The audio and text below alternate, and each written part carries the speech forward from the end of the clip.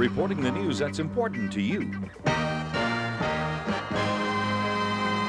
13 strong, the leaders, always strong. 13 minutes, 13 ABC. You're watching Unlocked, the 13 ABC Vault. Here's Lee Conklin. Well, every year, summer wound down, we here at 13 Action News made it our mission to help families get ready for the new school year. It was a special presentation called The ABCs of Back to School. And this year, 2026, it's amazing to see just how much has changed in our schools, our community, and yes, even the fashion kids were wearing. Tonight, we're opening the vault on one of those yearly specials. Taking a look back tonight. Good evening, everyone. I'm Lee Conklin. And I'm Susan Ross Wells. Welcome to a 13 Action News Education Plus special presentation, The ABCs of Back to School. During the next half hour, we'll tell you everything you need to know to get your child ready for the new school year.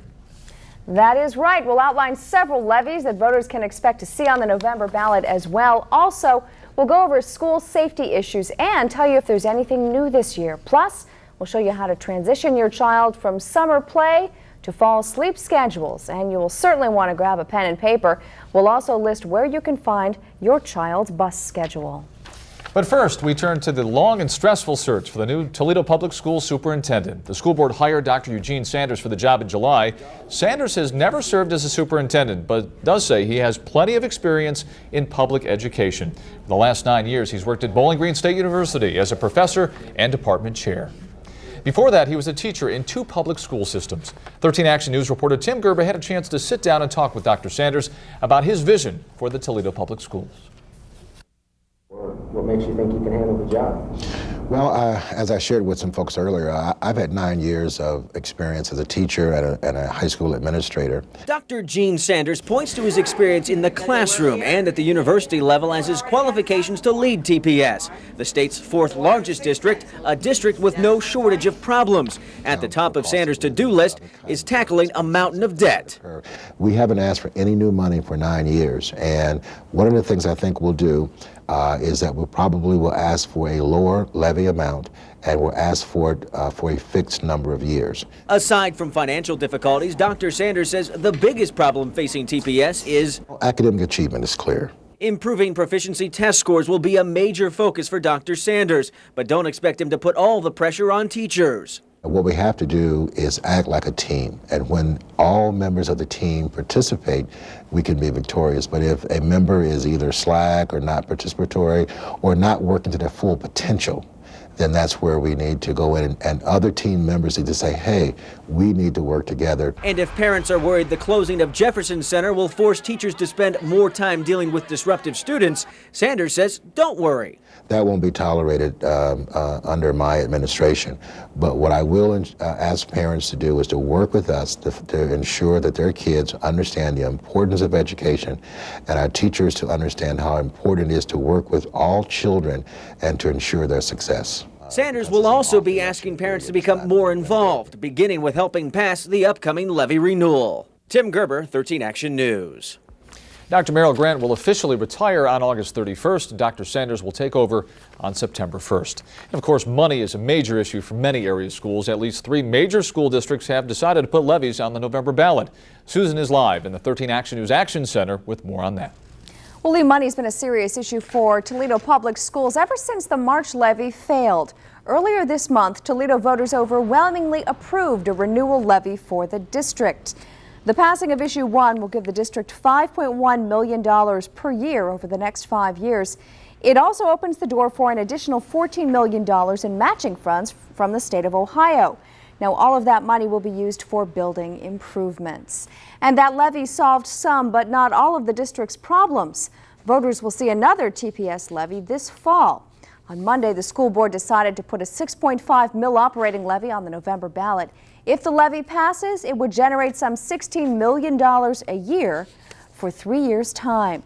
The Washington Local School Board says it has taken the first steps necessary to get a levy on the November ballot. It's asking taxpayers for a total of $5.2 million.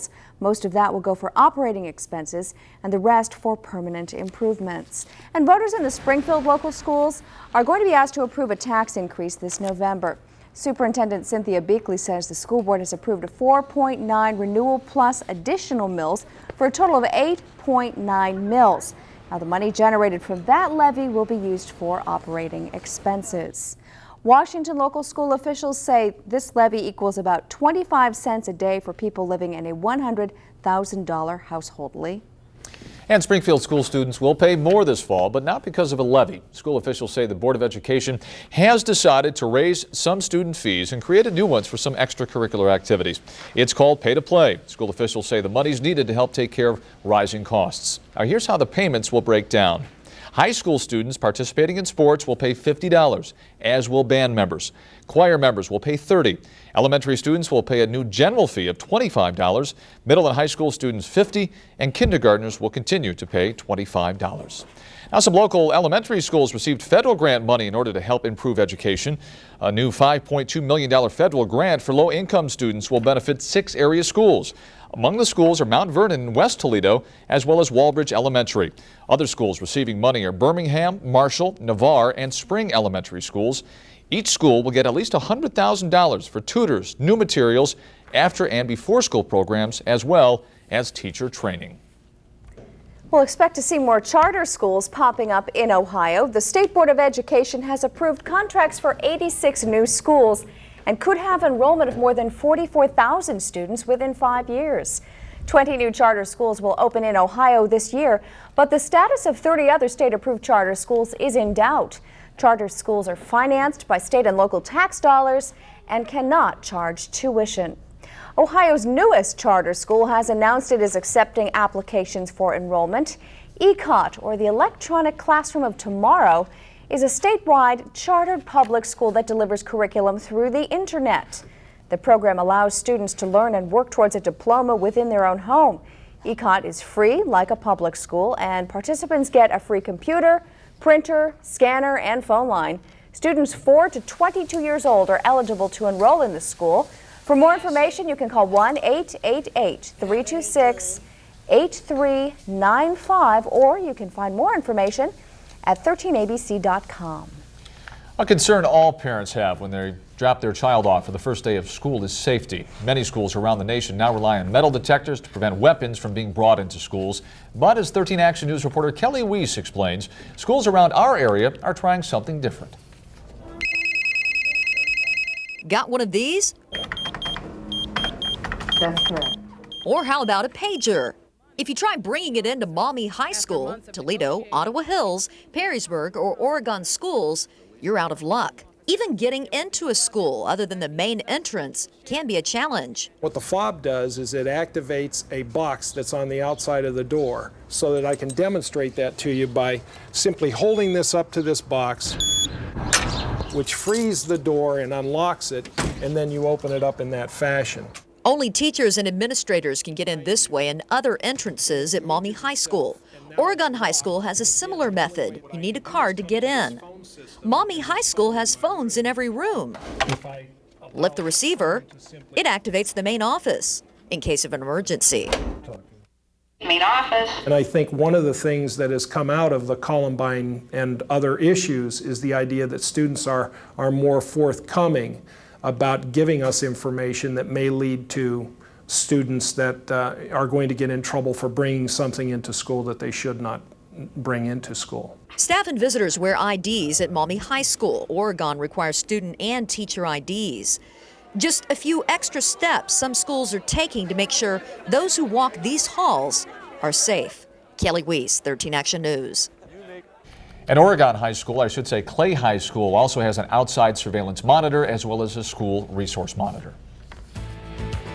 Coming up on the ABC's Back to School special, getting your kids back on schedule after summer vacation can be tough. We'll show you ways to help change your child's sleeping habits. And also coming up, this was not a real bus crash, but we'll show you how it did prepare area drivers for the worst.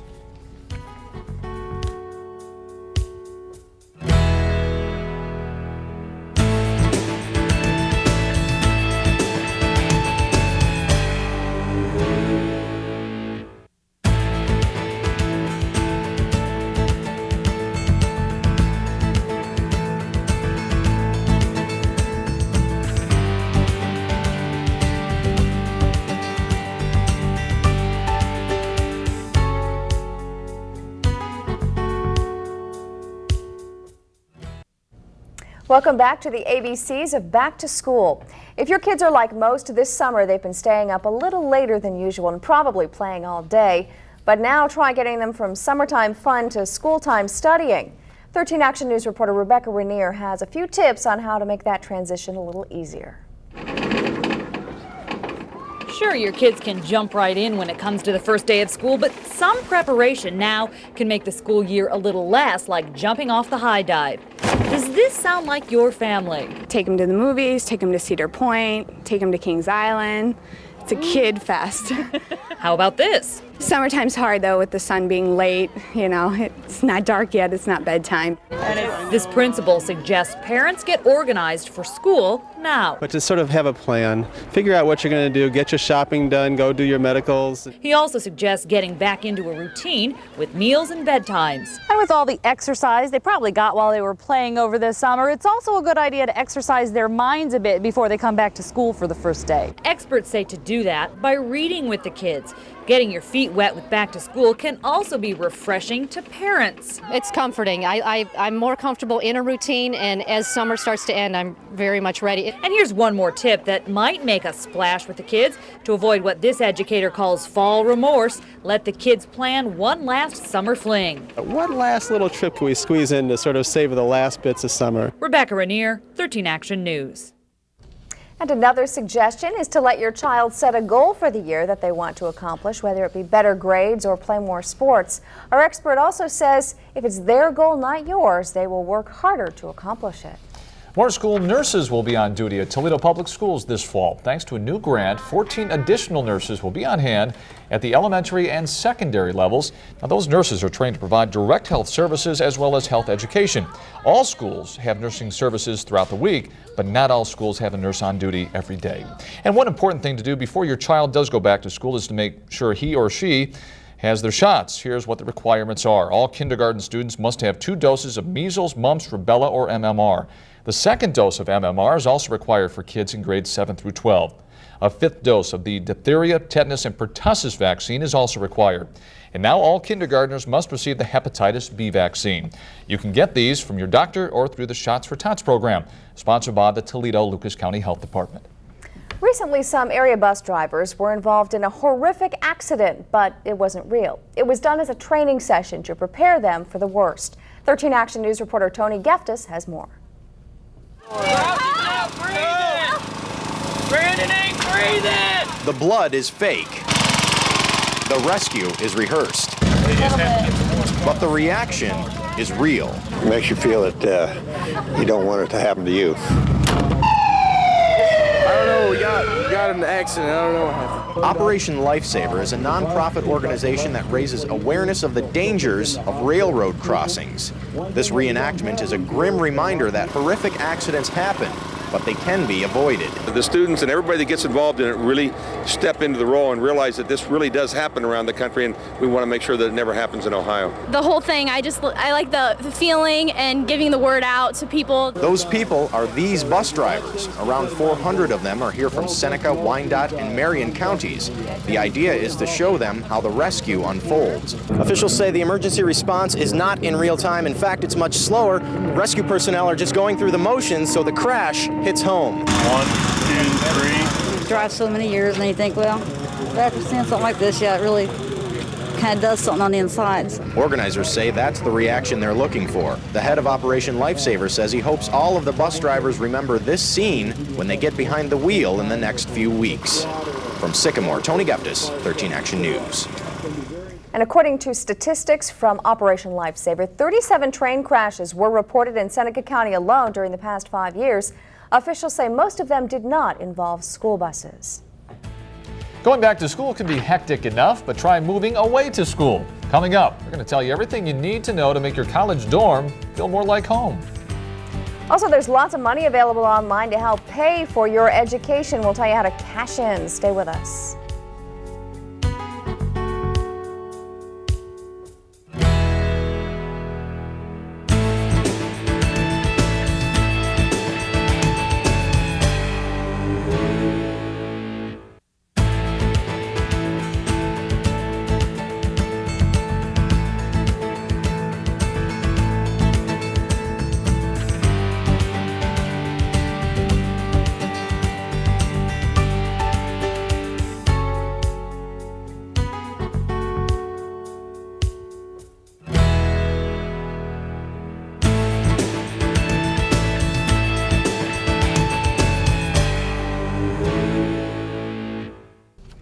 When a child goes off to college for the first time, it's hard to know what they'll need to bring and what they should leave behind. We went right to the experts for help putting together a must-bring list for incoming freshmen.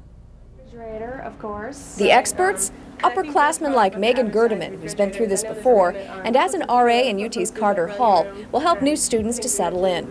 Fellow RA Ty Davis also has some good ideas. Number one for her, shower supplies. When you take showers, you need to have shower shoes because you don't want to go in there barefoot. You don't walk around barefoot at all. She says don't forget about a robe that ties and a shower caddy too. Ty says most students bring their own fridge, microwave, stereo, and computer. And bring one of these. Some of the dorms aren't air conditioned. That leads to another important item to pack. Power surge strips. People need to bring those because you only get like 4 outlets in your room. Don't forget you have to bring your own phone. Hello. And Ty recommends an answering machine and a dry erase board for your door because, well, college students are hardly ever in their dorm rooms. Megan recommends lots of stackables like these for munchies and other supplies. You've stored things under your bed too. Yeah, I have like stuff like this that I store stuff in, and it's also good for moving. UT student housing officials hope freshmen focus more on the relationship with their roommate or roommates rather than what stuff to bring. She says most are excited. But not necessarily thinking about all that it takes to actually share a space, and that they haven't always done that before they've come to college. Finally, some little hints of home will help your college student not to feel like a fish out of water. And one final reminder, some schools, like UT, don't let you use nails to hang posters, so you have to use two-way adhesive tape instead. Most colleges and universities do give a packet of information to freshman families that outlines all of the guidelines for dorm life.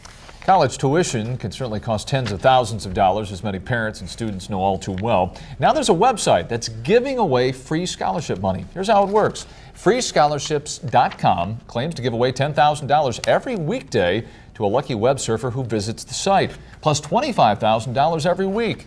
According to a spokesperson, the money can be used to pay any tuition bill from preschool all the way to graduate school, even student loans. A spokesperson for the company says there is no financial or academic requirement to win. If you want to try your luck, log on to our website at 13abc.com and find the free scholarships link. And starting this fall, Ohio parents who don't make sure their kids attend school could receive very stiff fines or even perform community service as a penalty. A new bill will become law next Thursday, just in time for the new school year. It increases the fine to $500 for failure to comply with the attendance law. Judges can also order parents to perform up to 70 hours of community service. Opponents say the Get Tough approach will feed the attitude of failure among poor families, especially within the inner city. Coming up, we're going to show you this year's must-haves in school supplies and how much it just might cost you. Stick around.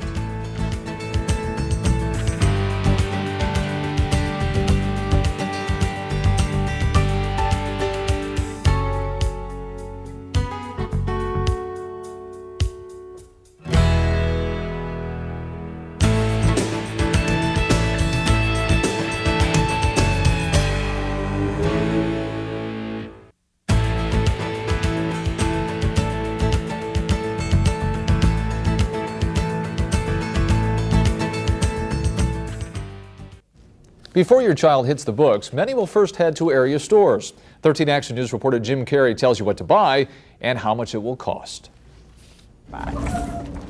Armed with her list of needed supplies, Deanna Kinney says back to school means a hit to the pocketbook. I spent $75 already and I'm not done yet. And I only have 2 children. Parents found they had their work cut out for them trying to find the right supplies. Highlighters, protractors, compasses, notebooks, folders, scissors, glue. Crayons, markers, glue, notebooks. Besides those typical supplies, one student says the in thing is anything with singers. Britney Spears, those 2. I didn't see like any Backstreet Boys or NSYNC yet, but I was trying to look for those 2. The manager of one area department store says back to school time is a boost for business. We have to have extra staff in here to maintain it. It's a big demand right now. Meanwhile, at Kaiser Elementary School in Toledo, one teacher preparing her classroom told us the big thing for students to have. Pencils are the #1 priority because a lot of kids by the end of the year have no pencils, and then I lose all my pencils, so pencils are important. And with plenty of pencils and a number of other supplies, kids will be ready this school year. Jim Carey, 13 Action News. And several teachers we talked with say required supplies depend on the grade level and the school. Teachers say lists of needed supplies can normally be picked up at the individual school office. Toledo Public Schools wants to prepare your child for the new school year, so this week hundreds of these back-to-school guidebooks were sent out to area families. The books include attendance policies, curriculum information, new technology, and proficiency test information as well. There's also information concerning school discipline policies.